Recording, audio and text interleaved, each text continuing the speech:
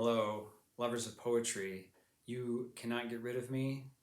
I am back, at least for the rest of the year, talking about poems that have, in some way or another, transformed me. My name is Dean Rader. Today I'm going to be talking about a book from Edward Hirsch's phenomenal collection from 1994 called Earthly Measures. This book was very important to me as I was putting together poems for my first book.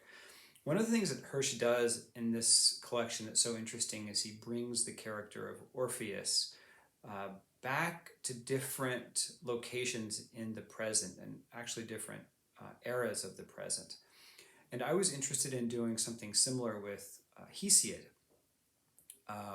The character of Hesiod is really important to me, and some of the poems in my first book, Works in Days, clearly reference Hesiod, and they pose some questions about farming and land and renewability and ecology.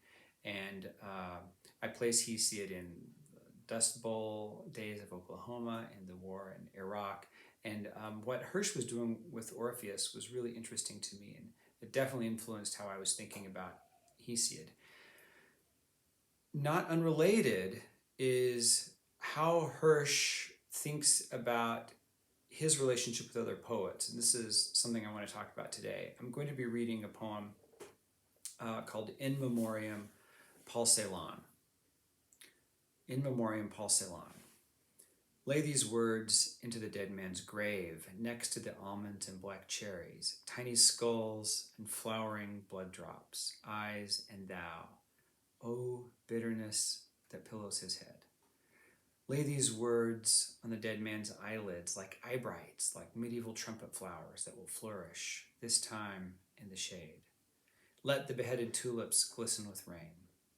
Lay these words on his drowned eyelids like coins or stars, ancillary eyes. Canopy the swollen sky with sunspots, while thunder addresses the ground. Syllable by syllable clawed and handled, the words have united in grief. It is the ghostly hour of lamentation. The voids turn mournful and absolute. Lay these words on the dead man's lips like burning tongues, a tongue of flame. A scouring eagle wheels and shrieks.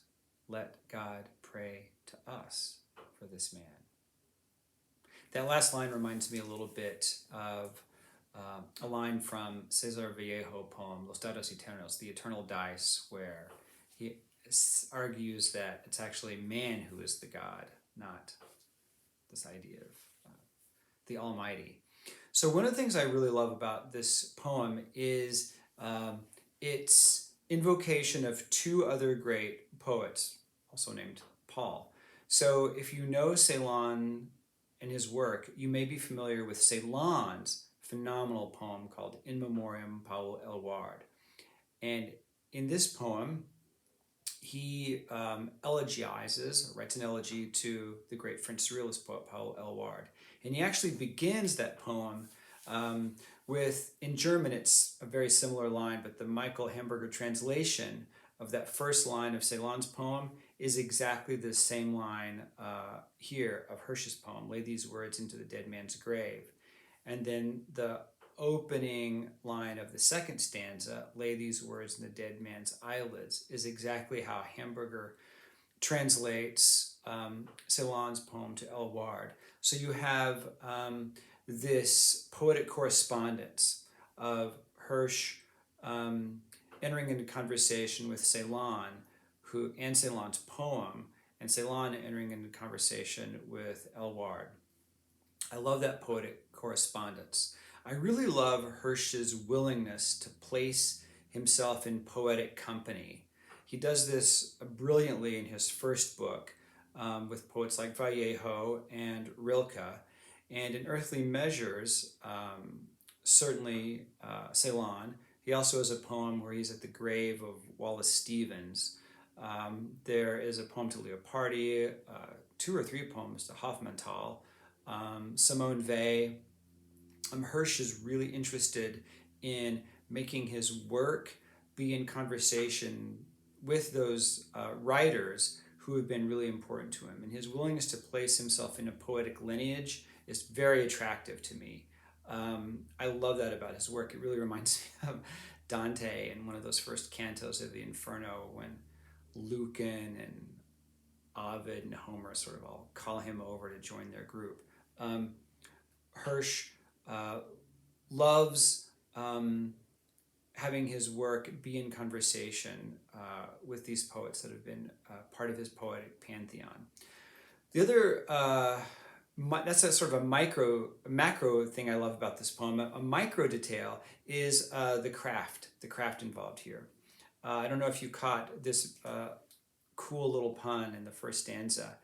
Flowering blood drops, eyes and thou. Clearly a reference to Martin Buber's Ich and Du, translated as I and thou. And this really lovely play on the like medieval trumpet flowers that will flourish, this play on flower and flourish. And then in the final stanza, like burning tongues, a tongue of flame. Tongue and tongue, both textually and sonically, really play off beautifully next to each other. So I love how this poem is a kind of call and response with the Celan poem, but I also love how through Hirsch's facility with craft, he lifts the tone and energy of this poem up almost to a kind of prayer, a kind of secular prayer for the possibility of what a poem can do, but also what poets are called to do with language.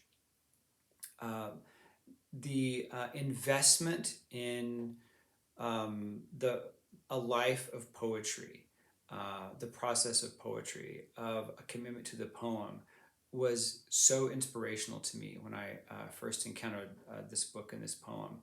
I love Hirsch's willingness to create this trifecta, the Hirsch, Celan, Aylward trifecta. 3 poets over 3 generations, over 3 different languages. This poem was really transformative for me, and it really altered how I think about my own work, being in conversation with the works of those people whose work also transformed me. It's a great poem.